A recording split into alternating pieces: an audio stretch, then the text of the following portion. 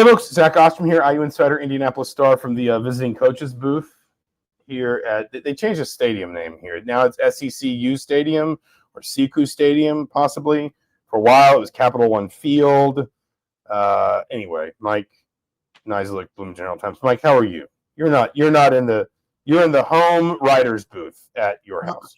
Yeah, you look you seem angry. I'm worried about you. You seem upset. You seem perturbed. Sorry, I just got a text from my wife that one of the boys accidentally locked everyone in one of their bedrooms, and the neighbor had to come free them. So we could be more perturbed. All right, Indiana 55, Maryland 10. I don't know if that somehow that's not going to like explain to anyone where I live, right? I didn't just like give up. You gave it away. You gave it away. You sound slightly underwater. Well, I mean that's all I can really do, unfortunately. I've got the microphone plugged in. They've got like the air. Duncan, that is true. We should put this on the podcast. Duncan helping out here. Don't forget. Wait, no. Well, it's not that I forget. It's that I actively don't remember. Or I thought you were going to say don't want to. Yeah, well, yeah, pretty much. Anyway, are we going to do it? Nope, stop. No, We don't have a ton of time. There's a lot of ground to cover. Indiana 55, Maryland 10. Mike, listen, you run out of ways to describe the dominance that you see out of a team like this. They led America in margin of victory coming into this game. It is obviously very difficult for me to imagine that changing after this game. But what I think today captured as much as anything else on the field, and I want to talk a little bit about what was off the field because it interested me too. But on the field was just nothing breaks this team. Like, they had a horrific start. Fernando Mendoza throws a pick on the first drive, and then they just get absolutely steamrolled on the second. Like, second down's a sack, third down, Roman Hemby barely holds onto the ball. Indiana was trying to run a halfback draw, and Roman Hemby barely holds onto the ball. There are injuries pregame, like Aiden Fisher's out, Drew Evans is out. There are injuries that happen in the game, most notably Elijah Surratt, and we'll talk about those a little later. And yet, there's just never a moment when it looks like Indiana is phased. And they just kind of, like, if it's every week, it feels like if it's not one thing, it's another. If it's not this, it's that. If it's not offense, it's defense. If it's not the pass game, it's the run game. Nothing slows this group down. And listen, Maryland was a 3-touchdown underdog. I'm not acting like Indiana did something ridiculously unexpected here. But if you think about, like, if people at this time of year are looking for teams in Indiana's position to slip up, and they're looking to say, like, will this team ever break its focus? Will it ever break its stride? Well, there was plenty of reason for that to happen today, and Indiana just flattened another Big Ten opponent. David, I don't want to mispronounce your last name. They attempted 3 passes, and that seemed like they didn't even need to in the fourth quarter. About the start, are you going to tell everybody they're in trouble today that you texted like right after that start? I tweeted I thought they'd have more trouble today than the average, and to be fair, it was harder than UCLA. They were not up 7-0. 2 snaps into the game, and they won by fewer points. So I did like the response to that tweet. We're not going to read that out on air. Just come on, you are not locked in. Your focus is not. This was your analysis. I'm just sharing how off your analysis was at the start of the game. Look, I've said all season, and I go back to this. Seems like every week.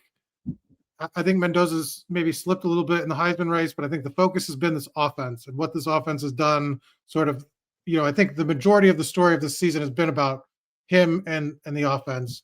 But through 9 weeks now, the one constant, other than maybe like 2 quarters of Michigan State, is this defense is very good.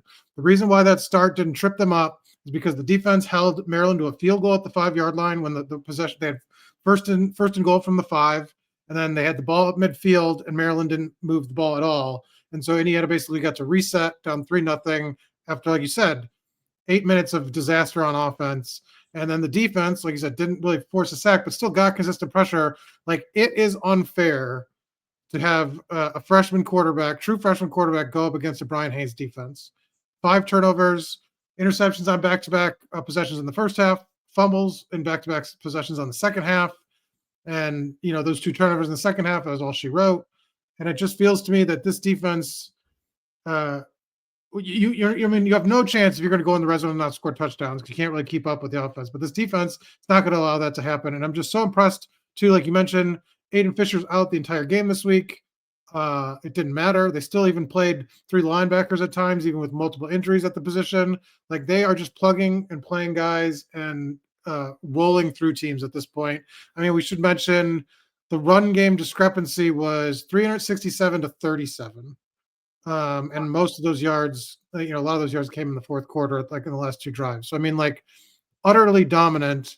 And Washington had the one drive coming out of halftime, but that was it.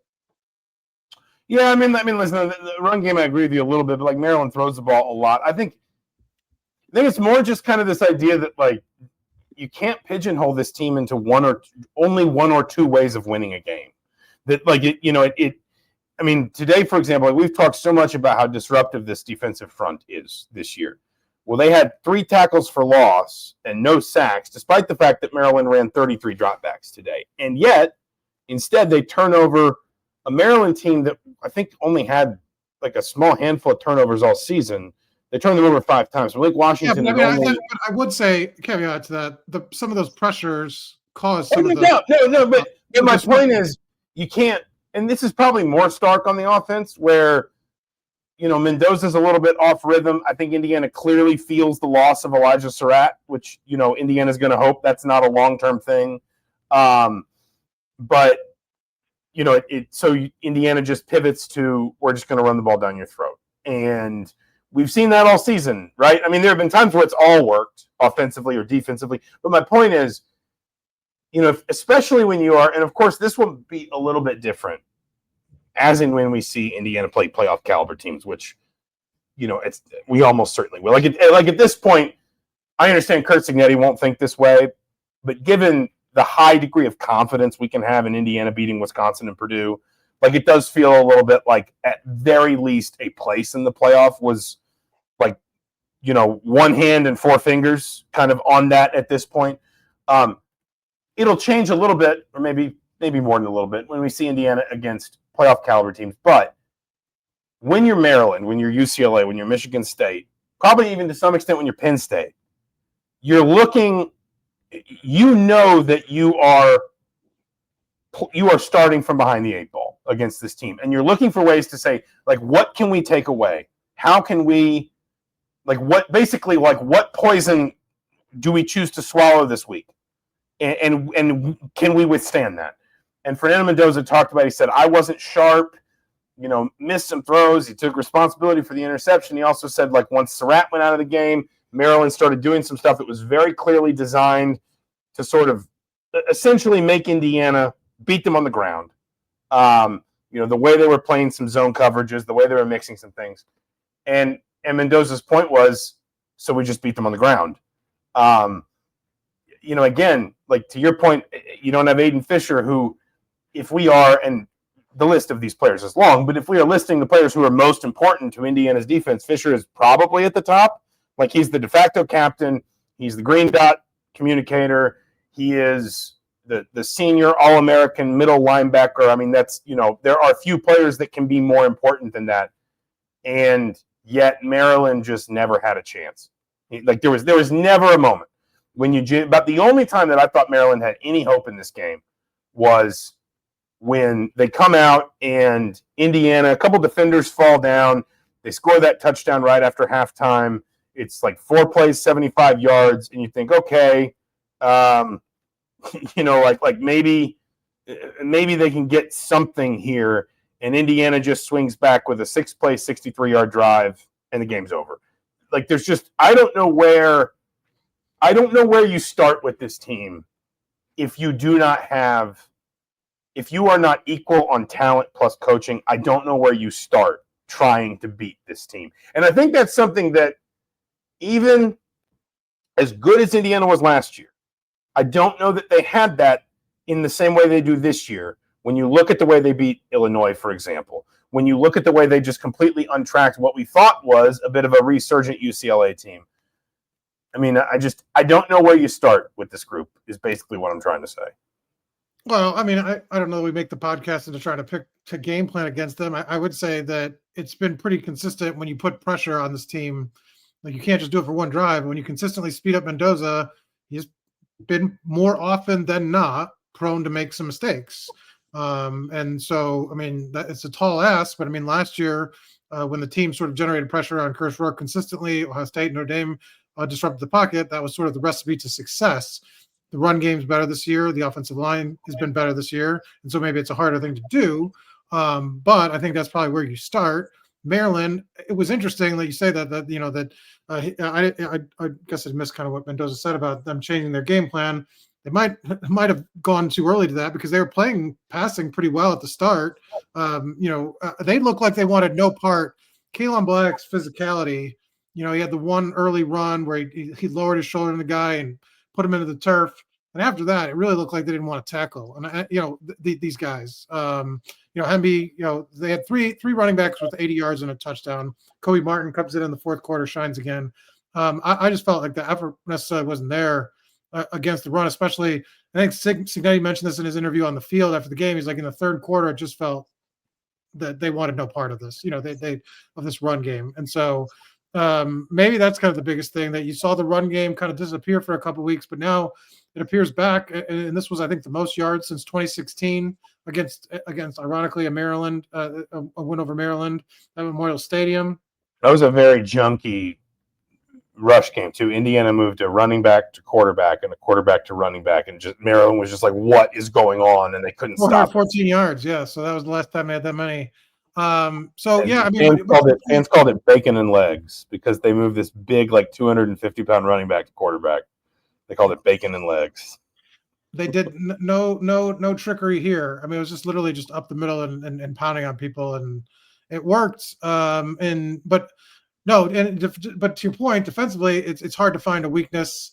Like you said, on their big touchdown play, I mean, multiple guys got tripped up and fell down. I mean, it was just a sort of a unlucky. It was like, what do? You sort of pick yourself off and go to the next play, and that's what they did. But I mean, that was it, man. Like, I mean, it's really hard to find, holes here. And like you said, they were playing at less than 100%. Fisher's, has got the earphones on the sideline, kind of just plugged in and kind of coaching, and none of it mattered. Well, I guess that was kind of my point. Is just like, I mean, because I think the run game at times disappeared maybe last month, in part because teams were trying to say Fernando Mendoza's going to be like Michigan State, for example. It felt like there was a concerted effort to say Mendoza's going to beat us. And now it's, Indiana faced a lot more unloaded boxes today. And I don't know if this was apparent but from the press box, especially in the first half, I was looking down and I was seeing, just 1, 2, 3, 4, 5, 6 instead of 7. Instead of having that extra body in the box, Maryland was not adding the extra body against the run, basically. No. And Curt Cignetti said something interesting that I think people don't think about a lot, and it is very fair. He said you don't normally see a dominant running performance manifest itself until the third quarter, when you've leaned on a team for half a game and you've worn them down physically. And I mean, like the snap count in this game was lopsided. It was 75-50. Indiana had the ball for more than 40 minutes, and it was really even more lopsided in the first half when the game was still kind of in the balance. Like, Maryland couldn't stay on the field, in part because of the turnovers. Indiana was just kind of pounding them, between the tackles. I don't know where. I just don't know where you kind of start with this group. If you're Maryland, certainly if you're Wisconsin, if you're Purdue, and again, probably to at least a certain extent, if you're Penn State. I don't know if today was maybe a little bit of light bursting through the clouds for Penn State, or if it was a little bit of a death rattle for this season. They were down 17-14 at halftime in Columbus, and then didn't score again. Listen, like, there are statistical measures for this team's dominance, and we go through them every week. And I guess the point I'm trying to make in that regard is it feels like it's something a little different every week. Like, one week it's, wow, Fernando Mendoza was great. Another week it's, man, the ground game was great. One week it's, wow, 5 sacks. Another week it's 5 turnovers, whatever.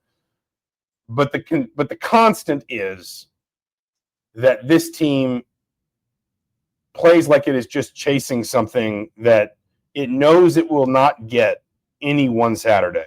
But Miguel Kamara talked about this after the game. He said, and I'm trying to remember exactly what he said. I'll have to paraphrase it, but I thought it was interesting. Somebody kind of asked him basically if there were moments last season when, I don't think they said like, did it get to your head? But there were moments when, were there moments when, like it almost became like too easy in a way? And Kamara kind of said yes. And he kind of said like that, it's, I think where he basically landed with the answer was, we are constantly chasing that we are constantly motivated to chase that idea that we're never going to give anybody the opening to say, well, it's just Indiana. Like I think that was essentially what he was saying, was we're never going to give anybody the chance to sort of dismiss us again, the way that they kind of got to last year. And we've talked about the ways this team is probably better than it was a year ago. That the defense is better, the offensive, both lines of scrimmage are better. That Fernando Mendoza has his ups and downs, but that he's probably capable of more. Certainly, he's going to be less physically limited than Curtis Rourke was a season ago. But I think that I thought that was an interesting window into this team's, and it's kind of going to tie into some of what I write, I think, post game.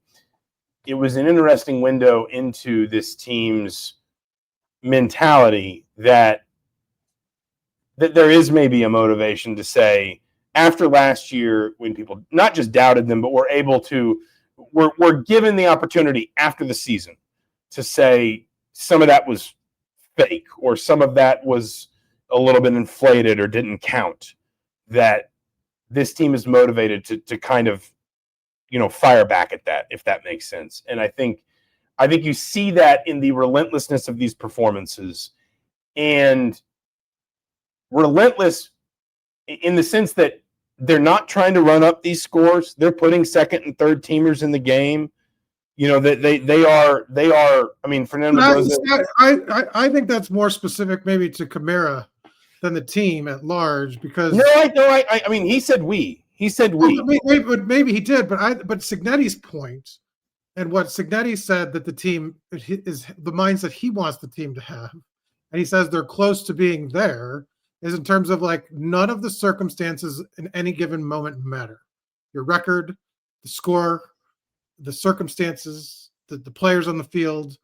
Then where does the mystical chip on the shoulder come from then? But I don't think they've talked about that as much. I mean, and yes, I think that's innate to some people. The JMU guys, I think, have that. But even Aiden Fisher has gotten to the point where, like, with the Oregon game, you weren't there for the media availability beforehand. But, like, Aiden Fisher was like, everybody's like, how big is this game? How big is this game? How big is this moment? He's like, it's not a big deal. It's the next moment that we're facing. It's the thing that in the schedule. So I think, by and large, that it's interesting that the juxtaposition where I think Cignetti's attitude falls more in line with Aiden Fisher, that, like, nothing – matters except that 6 seconds at a time, that play. And that's where he thinks that's where I think Cignetti would trace the relentlessness from. Whereas Kamara, I understand, because I think we've talked to Kamara and have had like longer conversations about that and where he's come from and kind of the adversity he's faced. And there probably are guys that have that view from JMU, but I mean, you gotta also remember there's a lot of transfers on this team that weren't even part of this team last year. So that can't be their motivation necessarily, like that people are going to fall back into this is Indiana, because they didn't even hear that. Pat Coogan, that wasn't part of his ethos. But, it's like, I just think when you hear Curt Cignetti frame their success and frame how they get to a point where they're beating teams on average by 30 or 40 points or whatever the margin of, I don't know the exact margin of victory this year is, that it's that as opposed to, because have you heard Curt Cignetti talk about chip on your shoulder since he got here? I mean, it's even since last year. I mean, that's not been part of his sort of lexicon. And so I get where Kamara's coming from, but I think by and large that the team has reached peak Cignetti where nothing matters except what's in front of them. And so they're playing the fourth quarter like it's 0-0 at all times. And that's what the score is. I mean, I guess, like, I don't want this to get too philosophical because we both got a lot of work to do tonight. But, like, Well, I think those agree to two. disagree. It's fine. Well, no, but I think it's more that those two exist side by side because, and what I mean by that is, you can have the focus of a team that is only worried about the immediate task at hand, and also the underlying motivation that makes you play harder or keeps your focus. That's the noise that noise. No, hold on. You cut me off. Wait. Then the other team. I don't like. Listen, I'm sorry. There's no way to get a team to play this hard if you've literally turned off everything in their brain other than like this robotic insistence on what is next and nothing else.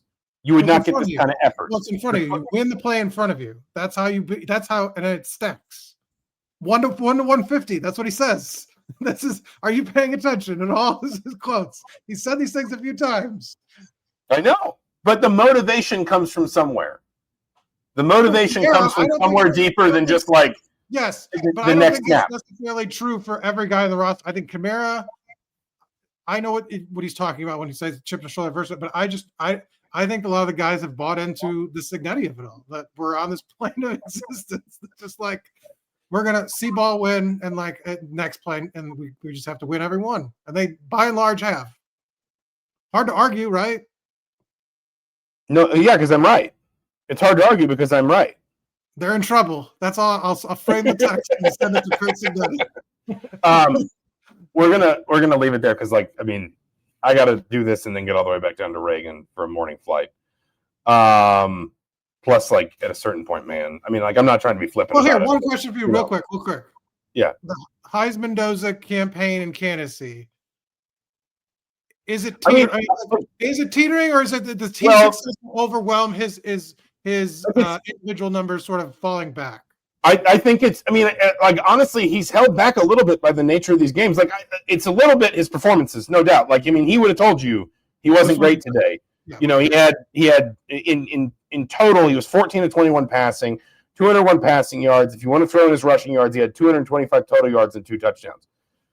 But there's also I pulled this stat out this week for something I did on the YouTube channel, and if you include today, he's thrown 36 passes in the fourth quarter this season, and 9. I believe the number is 9 of those have come in games that weren't Old Dominion, Iowa, and Oregon. I mean, part of what's because we talked about this is inflating his numbers or whatever that. And I think last week he wasn't great. I think today was a little bit affected by losing Surratt and the way that Maryland kind of shifted as it tried to sort of capitalize on Indiana not having Elijah Surratt. But like he only attempted 21 passes. I mean, you're going to lose a Heisman candidacy if you don't get the opportunity to throw. If you're a quarterback and you're a Heisman candidate, and you listen, he's mobile, but he's not Diego Pavia, right? Like he's not going to run for 125 a game or something like that. You're going to lose a Heisman candidacy when you just don't need to throw the ball that much. And I think that what's going to happen is this stuff's going to go back and forth a little bit. Like Julian saying, I think is going to go up a level in the Heisman conversation this week. But we've had this conversation about Julian saying at other times this year where he's just not getting numbers because Ohio State is winning other ways. And if Fernando Mendoza has a couple more big games, I think at very least he's probably going to wind up in New York. Because if you are as good as he's been for a team that goes 12-0 or 12-1 or whatever, 13-0, you're going to be in that situation. I also think I am kind of coming around to the idea that the Big Ten championship game might be a bit of a Heisman decider, like that we could get to a place depending on what happens with Ty Simpson and maybe Diego Pavia. Vanderbilt did lose today, but it was probably his best game of the year. Like you could see a world where this, because listen, these awards are always a little bit narrative driven, and I know that frustrates people, and I totally get it. But you could see a world where the narrative eventually evolves into if one of those two, Mendoza or Sayin, has a big game against the other in Indy with the votes due 48 hours later, that could decide it too. I think these last couple games have undeniably. He needs another big game where he's allowed to put up some numbers. Right. And I think I think it's fair to say that he has not played to his best these last couple games, but I think you also used an important word there, which is allowed, because he's not being allowed to put up these numbers because, in a game like this, if Maryland's going to play a bunch of a soft zone and unload the box, why aren't you just going to run over them? Of course, that's what you're going to do. Like that's, and the minute you start forcing stats, the minute you start saying we need to throw the ball 38 times so Fernando can get the Heisman. He has to be, and like he was a couple weeks ago where he only threw it 4 incompletions and threw more touchdowns. Like it makes you have to be perfect on every throw. And when you have an average day, it stands out more when you only attempt 21 passes. I just think he's running out of runway. He probably needs at least, maybe 1.5 sort of big quarters or big games to try to make that force the Big Ten championship game to sort of be winner take all. Because, sure. And I think we're in the same camp, but I think he's falling behind a little bit as we kind of get past these weeks. And it's like, he's okay. But I mean, I do think he should be the beneficiary of the team's overall success. So that'll keep him in longer than maybe he would have. But at some point, you got to put the numbers do matter in this category. And so, yeah, here's the thing. Here's the other thing. No one's putting up great numbers this year. Like that's, and like, we don't need to turn this into a Heisman conversation, but like no one is. I saw somebody tweet out before this weekend that like of all the recognized Heisman contenders, Mendoza was on track for the most touchdown passes, and it was like 39 or 40. And then if you go back and look, like, Cam Newton had 48 and Joe Burrow had 56 and whatever, like that, there's not somebody doing that this year. Now, someone might separate themselves, and to be fair, it could be Mendoza. I mean, like it's not at all outside the realms that he throws 11 touchdowns in the last 3 games when you look at some of the teams that he's going to face. But you go back to that Michigan State game, we said after that game, Michigan State made a conscious effort not to lose the line of scrimmage and not to lose to Indiana's run game. So Fernando Mendoza goes for a huge number through the air. These last 2 weeks, and especially today, I thought it was pronounced and by the way, Maryland also has a pretty good pass rush. Not great, but for a 4-4 team, they are good rushing the passer. Like Maryland made a conscious effort to say, especially with your number 1 receiver out, we're not going to let you beat us. We're not going to let the quarterback beat us. And so Indiana just pivoted to the other thing. And that's where I said, I think team success alone can probably ride Mendoza all the way to New York. He can't win it on team success alone. He's got to have at least a couple more big games. And it would really help because he's already had a couple of these moments, but not everybody gets the opportunity for one more. And you've made the point about timing. It would really help if Indiana gets to Indianapolis and he comes off that field and Indiana's won the Big Ten championship. And also, too, he's like, I mean, even if he's like 225 and 3 touchdowns, and Indiana's won the Big Ten title, that's a moment. That like those are good numbers, and that's a moment. But I mean, it's there's still a lot to play out. He wasn't at his best today. I also thought there was a lot of like, well, this is what Maryland's going to let us do, so we're just going to do it. Yeah, I just think you've only got so many games left to play, and so when you're in this group that's people are struggling to separate yourself at this time of year. If you like can't break through and you're kind of going the opposite direction, it's going to be tough. But like you said, the Big Ten title game will give him that opportunity. But like I said, I think he still needs at least one more big game, and we'll see. Because like you said, if you're only averaging 3 quarters a game, and in the second half, you're not even able to throw. It's you have a very limited window into what you can do. So it's not all his fault. But like on a day where he's not great, it's hard to elevate yourself when you only get, like I said, 21 opportunities. And as somebody put it out in the comments, that was a tough layout to make the catch. Not going to blame Omar Cooper, but a couple drops that maybe would have pushed his numbers all the much higher. He's Mike Niziolek. I'm Zach Osterman. This has been Mind Your Banners postgame for Indiana 55, Maryland 10. Hoosiers are back next week in State College against Penn State.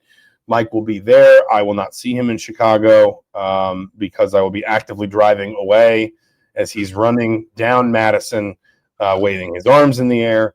But thank you all for watching. Thank you, everyone at home who watched us on the YouTube channel or listened wherever you get your podcasts. We will be back midweek, as we always are, for Mind Your Banners. We'll talk to you soon.